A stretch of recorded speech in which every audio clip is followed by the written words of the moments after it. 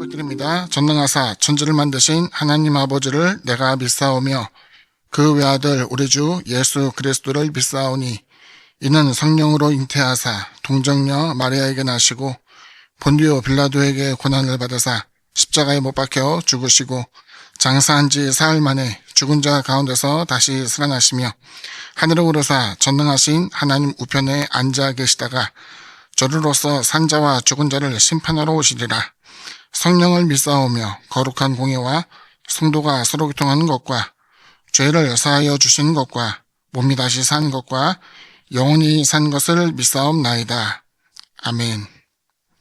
함께 나눌 하나님의 말씀은 구약성경 마태복음 1장 22절에서 23절까지의 말씀입니다. 구약성경 마태복음 1장 22절에서 23절까지의 말씀입니다.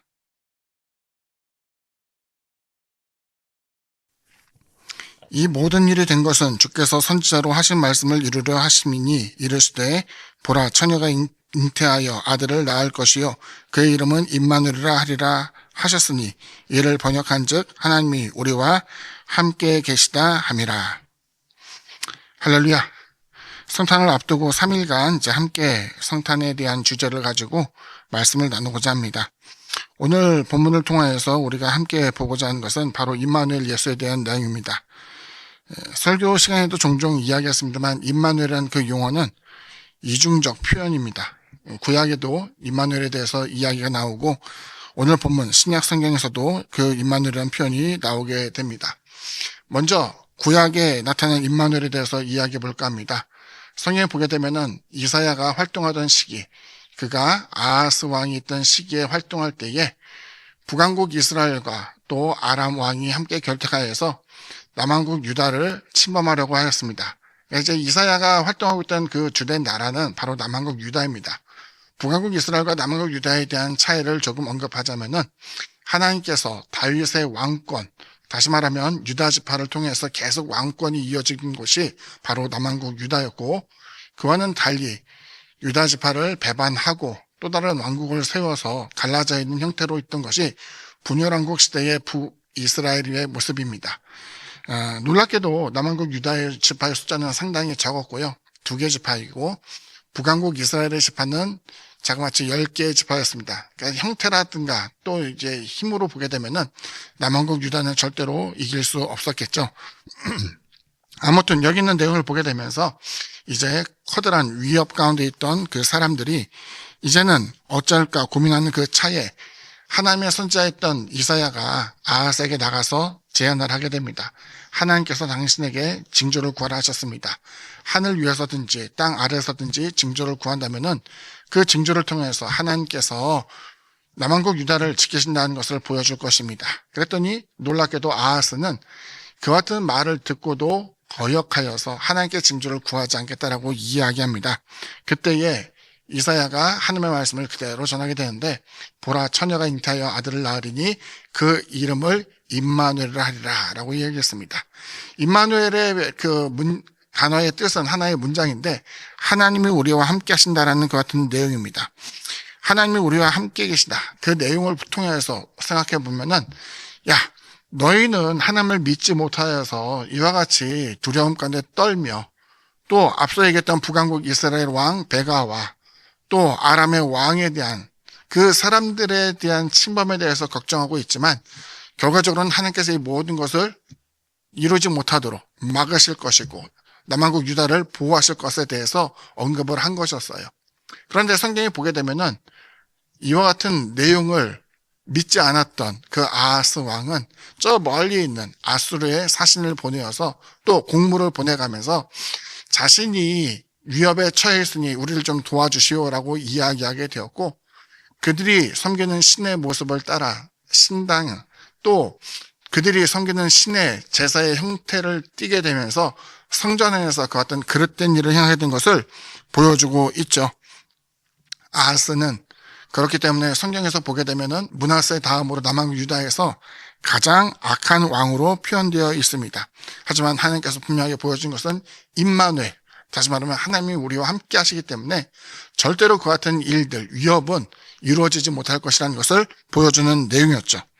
두 번째로 전하고자 하는 것은 신약에 나타난 임마누엘에 대한 내용입니다. 그렇다면 그리스도 예수께서 태어나심을 통하여서 우리가 신약 성경의 시작 혹은 그 내용에 대해서 알게 됐는데 그 모습 가운데 하나님께서 들려주고자 했던 내용은 무엇일까에 대해서 보자는 것이죠.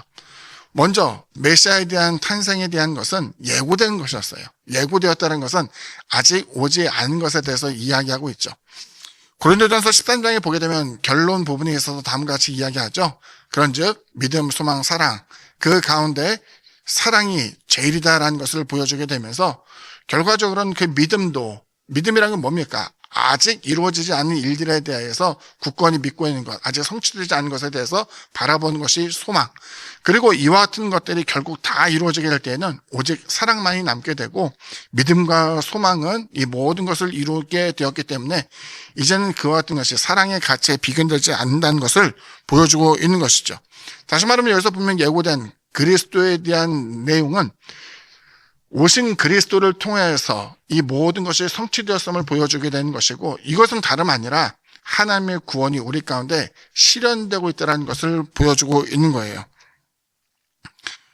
신약에 나타난 그리스도의 모습을 보게 되면 우리가 보기에는 너무나 유약한 아이의 모습, 그래서 갓난아이의 모습에서 어떠한 왕의 위엄을 느낄 수 있으며 갓난아이의 모습에서 어떻게 하나님의 구원에 대한 것을 우리가 상상할 수 있겠습니까? 하지만 보여지게 되는 것은 이 모든 일들을 통해서 결과적으로 하나님께서 이루시고 은총을 베풀어 줄 것을 우리에게 보여주고 있는 것이죠. 주님께서 인간의 몸을 입고 오셨다라고 이야기할 때 하나님이 우리와 함께 계신다는 그 표현에는 전능자가 사람들 사이에 끼어 있다라는 표현과는 좀 사뭇 다릅니다. 하나님이 우리와 함께 하시는데 그 하나님이 사람의 모습으로 오셨기 때문에 흔히 사람이 겪게 되는 희로애락의 감정과 고통, 삶을 통해서 겪게 되는 좌절감, 소외감, 그리고 아끼는 사람들로 인하여서 비방받고 또 애정을 쏟았던 그 사람들에 의해서 모욕을 당하는 그 같은 여러 가지 과정을 주님께서 또 함께 체휼하신 것을 우리에게 보여주고 있습니다. 히브리서 말씀을 통해서 보여준 것처럼 주님께서는 인간의 세상에 인간의 몸으로 나타나셨고 이를 통해서 우리를 구원하고자 가장 고된 혹은 비참한 또 사람들부터 모욕당하는 그 같은 모습을 통하여서 우리 가운데 하나님의 자비하심과 은혜가 어떠한 낮은 자에게까지라도 미칠 수 있다는 것을 보여주고 있는 것이었죠. 마지막 세 번째로 전하고자 하는 것은 우리의 삶에 주어진 하나님의 선물 임마누엘에 대해서 한번 이야기해 보고자 합니다. 주님께서 세상에 오셨을 때 주님께서 찾아갔던 사람들은 놀랍게도 상류층 사람들이 아니었어요. 갈릴리 지역을 다니면서 제자를 부르실 때에는 어부들 가운데 그들을 부르셨고 사람들이 생각할 때는 다소 의아하겠지만은 세리와 같은 사람도 택하셨고 또 성경에 보게 되면은 창기 또 질병에 걸려 고통 가운데 있는 심지어는 귀신 들린 자들에 대해서도 주님께서는 긍휼히 여기시며 그들에게 다가가셨어요. 주님이 그들에게 다가가셨다는 그 내용은 하나님이 누구와 함께 하신가를 보여주는 사건이기도 했습니다.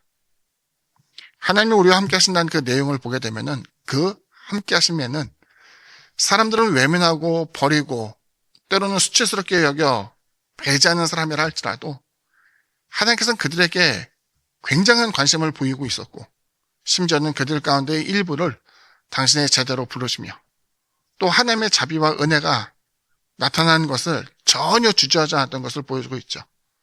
당시의 어린아이들을 용납하시고 가늠의 현장 가운데 붙잡혔던 여인을 주님께서는 용서하셨으며 또 성경에 보게 되면 이방인과 같은 사람 때로는 이방인과 동일시대는 사마리아 사람에게까지 주님의 자비하심과 은혜가 나타난 것을 보여주고 있는 것이죠.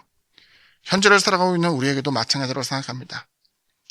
이와 같은 말씀이 주어질 때에 가장 평온한 시기, 행복한 시기 이 말씀이 주어진 것이 아니라 아하스왕 시대에는 남왕국 유다가 위기적인 상황이었고 또 주님께서 나타나실 때의 모습을 보게 되면은 로마의 압제 가운데 있는 그 상황에서 주님께서 나타나신 것 같이 하나님께서 임마누엘이라고 외치실 때에는 우리가 행복하고 부족함이 없는 넉넉한, 그래서 할 수만 있다면 이와 같은 시기가 계속 지속되기를 원하는 그 같은 안정된 모습에서 이야기하는 것이 아니라 상할 만큼 상하고 뜯길 만큼 뜯기고 괴로울 만큼 괴로워하는, 좌절할 만큼 좌절하고 있는 그 모습 가운데서도 하나님의 은혜와 자비가 나타나게 되는 것을 보여주고 있죠.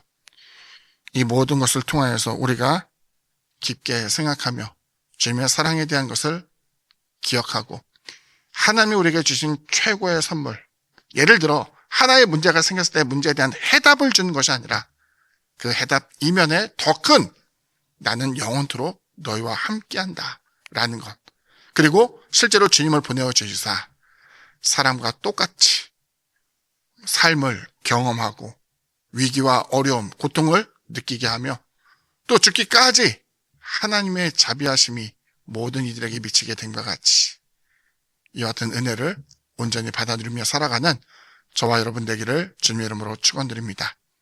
기도합니다. 사랑해 주님 감사합니다. 임마누엘 예수에 대해서 우리가 다시 한번 생각합니다.